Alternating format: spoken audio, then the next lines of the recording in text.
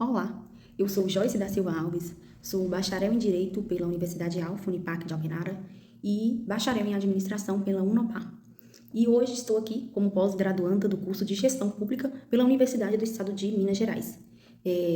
Hoje nós trataremos da evolução histórica dos direitos da criança e do adolescente e teremos como texto base o texto 300 anos da construção das políticas públicas dos direitos da criança e do adolescente. Esse foi um texto publicado na Revista dos Tribunais Online e serve como base para a disciplina da Gestão Pública do professor Renato Maso Previte.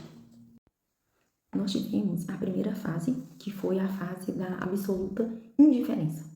Essa fase ela foi do século XVI ao século XIX e foi uma fase em que não existiam normas jurídicas que protegessem a criança. Nessa época, apenas o pai exercia o pátrio poder e ele que controlava o filho. Após isso, nós tivemos a segunda fase. A segunda fase já foi na primeira metade do século XX, que foi a segunda fase da mera imputação criminal. Nesse período que se criou o direito do menor, porque nós tínhamos o direito civil, o Código Civil, que regulava os direitos individuais, os direitos de propriedade, direito de família, e a partir disso regulava também a criança que era aquele indivíduo que tinha uma família, que tinha uma base familiar.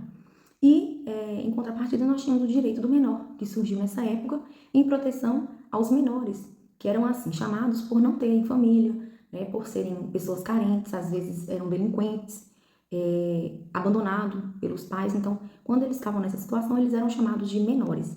E aí, a partir disso, surgiu o sistema dual. Então, se a criança ela fosse uma criança de família, que fosse tudo certinho, então ela seria tutelada pelo Código Civil.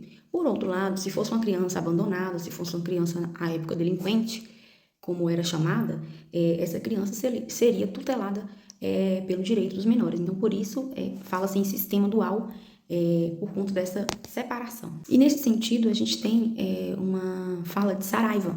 Ele trouxe um recorte de uma manchete, na época, uma manchete de jornais, que vinculou bastante. Era uma manchete de uma página policial. E aí, o título era Menor assalta criança na frente da escola. Então, o menor, que era aquele delinquente, tratado pelo direito dos menores, assalta criança, que é a criança protegida pelo Código Civil, e tida como membro da família padrão da época. A partir do direito dos menores, criou-se em 1927 o Código de Menores. Então, esse Código de Menores, ele destinava-se a legislar sobre crianças de 0 a 18 anos, que estavam em estado de abandono, que não possuíssem moradia certa, que os pais tivessem sido declarados ausentes, ou tivessem sido ignorados, ou eles ignoraram os filhos, aqueles pais que exercem serviços proibidos, qualificados como vagabundo, que tivessem maus costumes, fossem prostitutos. Nessa época, o juiz ele detinha total poder sobre a criança e o adolescente. Então, a ele competia decidir qual o destino da criança, qual norma seria aplicada em caso de infração, se ele cometesse alguma infração. Ele poderia intervir na família por meio de visitas, tanto nas famílias quanto nos órgãos responsáveis por essas crianças e adolescentes. Ele poderia também destituir do poder os pais e também devolver as crianças aos pais. Porque da mesma forma que havia essa suspensão, essa destituição do poder familiar, essas crianças também poderiam ser devolvidas aos pais. Tudo a livre escolha do juiz. Então, o juiz, à época, ele tinha plenos poderes sobre essas crianças. O Código de Menores trouxe também aos delinquentes maiores de 16 anos a possibilidade da liberdade vigiada.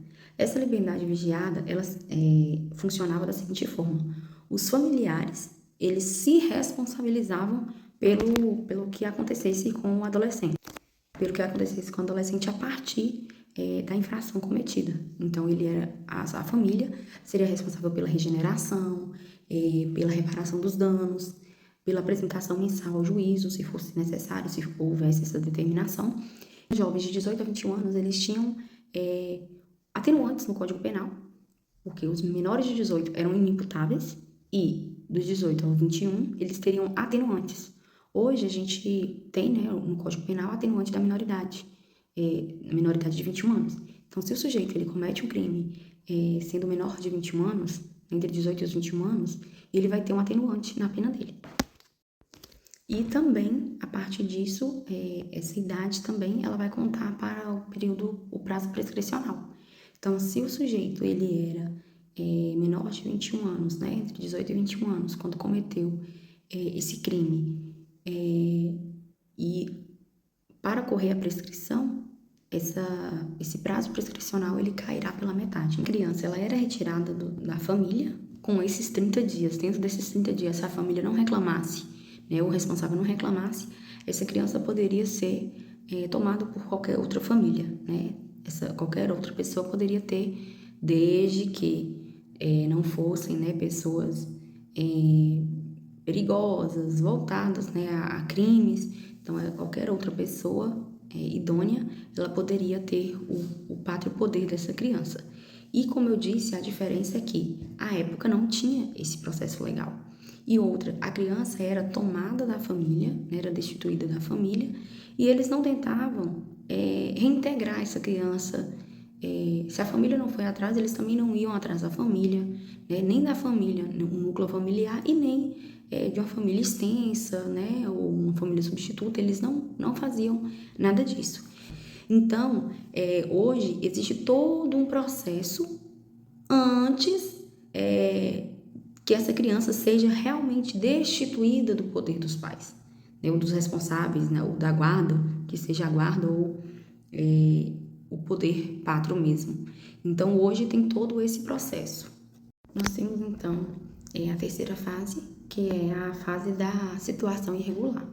Essa fase da situação irregular, ela foi propagada no Brasil pelo juiz de menores do Rio de Janeiro, Alírio Cavalieri. Então, esse juiz, ele propagou essa situação irregular dos menores. Durante a transição do Código de Menor de 1927 para o Código de 1979, nós tivemos aí a criação da FUNABEM, que era a Fundação Nacional do Bem-Estar do Menor. Mas, antes que houvesse essa criação, foi mandado, né, para a Câmara dos Deputados um projeto de lei para que houvesse a criação desse Fundo Nacional. Entretanto, essa proposta ela foi rejeitada, isso em 1961. Então, em 1961, foi enviado o projeto de lei para a Câmara dos Deputados para que fosse aprovada a criação da Fundação Nacional do Bem-Estar do Menor. Porém, ela foi rejeitada. Entretanto, em 1964, o filho de um dos ministros, do ministro Milton Campos, o filho desse ministro Milton Campos, ele foi brutalmente assassinado por adolescentes. Ele foi assassinado por adolescentes no Rio de Janeiro. E aí, a partir disso, ele mesmo, com o apoio de outros juristas, eles convenceram o presidente da época, o presidente general Humberto Castelo Branco, a criar, por decreto, essa fundação. Então, nós tivemos aí um acontecimento que, infelizmente, né, foi diretamente ligado aos poderosos, e a partir disso, eles criaram essa fundação. É importante trazer à baila a questão de como foi criado o Código de Menores. Esse Código de Menores, ele não levou em conta nenhum dos institutos internacionais da época. Os anos de 1990, né, nos anos 90, nós tivemos algumas evoluções em relação aos direitos das crianças e dos adolescentes. Nós tivemos, em 1992, o Pacto Internacional dos Direitos Civis e Políticos, que foi ratificado no Brasil. Esse Pacto dos Direitos Civis e Políticos, ele trazia algumas condenações, né? Eles condenavam o tratamento diferenciado entre as crianças. Nós tivemos também a Convenção sobre os Direitos da Criança e do Adolescente, que, apesar de ter sido aprovada em 89, ela foi ratificada no Brasil em 24 de setembro de 1990. Ele é o mais completo tratado internacional sobre os direitos da criança e do adolescente. Vamos ter também a quarta fase, que é a doutrina da proteção integral. Essa doutrina da proteção integral, ela surgiu com a nova conjuntura do país, a conjuntura interna do país, que na época, né, na década de 80, tiveram várias declarações, convenções internacionais. Nós tivemos também, na década de 80, além da ascensão dessas declarações e desses tratados, nós tivemos também a criação da nossa Carta Magna, né, da Constituição Federal. Começou-se um movimento constituinte, a redemocratização, né, a democratização do país, que colocou em ordem, criando então essa Constituição, e que é a chamada Constituição Cidadã. E de fato é uma Constituição Cidadã. A gente pode ver a partir do artigo 227 uma proteção maior. Aí sim a criança começou a ser protegida. Houve a ruptura da situação irregular, da falta de proteção, né, absoluta indiferença, como a gente teve lá no início, e agora, como o próprio nome diz, a doutrina da proteção integral. Então, não havia mais distinção entre criança e menor, né, todos deveriam ser tratados de forma igual. E vou ler para vocês o artigo da Constituição Federal, que veio trazer, né, essa proteção, e houve com isso a necessidade de uma regulamentação, que foi a partir daí que surgiu o Estatuto da Criança e do Adolescente. Então, diz o artigo 227 da Constituição Federal de 1988. É dever da família, da sociedade e do Estado assegurar à criança, ao adolescente e ao jovem, com absoluta prioridade, o direito à vida, à saúde, à alimentação, à educação, ao lazer, à profissionalização, à cultura, à dignidade, ao respeito, à liberdade e à convivência familiar e comunitária, além de colocá-los a salvo de toda forma de negligência, discriminação, exploração, violência, crueldade e opressão. Então, a gente viu essa evolução que antes, lá no início, os pais, né, o pai, na verdade, a figura masculina era responsável pelo filho. Depois disso, passou a ser uma responsabilidade do Estado, né, e o juiz também começou a atuar em relação a essas crianças e adolescentes. E agora a gente vê que a Constituição de 1988, ela trouxe uma responsabilidade geral. Então, hoje, cuidar da criança, né, o zelo pela criança, pelo adolescente, pelo jovem, ele é de um todo, é de toda a comunidade, de toda a sociedade.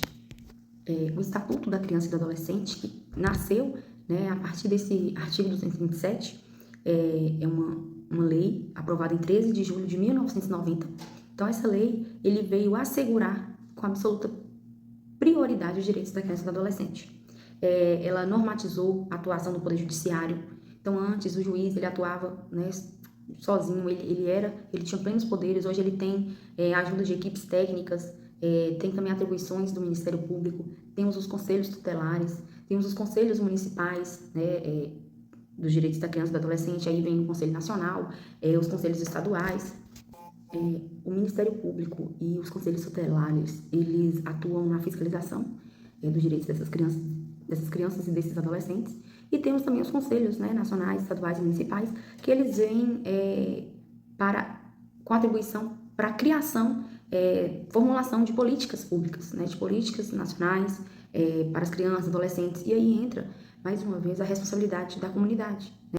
Reforçando a questão das políticas públicas, um espaço que, às vezes, pela experiência que eu tive, por exemplo, na minha cidade, é que muitas pessoas não sabem o que é uma conferência, não sabem o que vem a ser um conselho, né? E as conferências, eles são espaços democráticos, são espaços que servem justamente para ter essa discussão sobre as políticas públicas, principalmente porque elas são em nível municipal, estadual e federal. Então, elas, né, a nacional, então elas captam as necessidades desde o município, né, a proximidade do município, e a nível também nacional, a fim de que as políticas públicas sejam renovadas, sejam melhoradas, inclusive fiscalizadas, porque muitas vezes existem as políticas públicas, mas elas não são fiscalizadas, né, elas não são efetivamente utilizadas. Então é importante ressaltar a importância dos conselhos municipais do direito da criança e do adolescente e das conferências.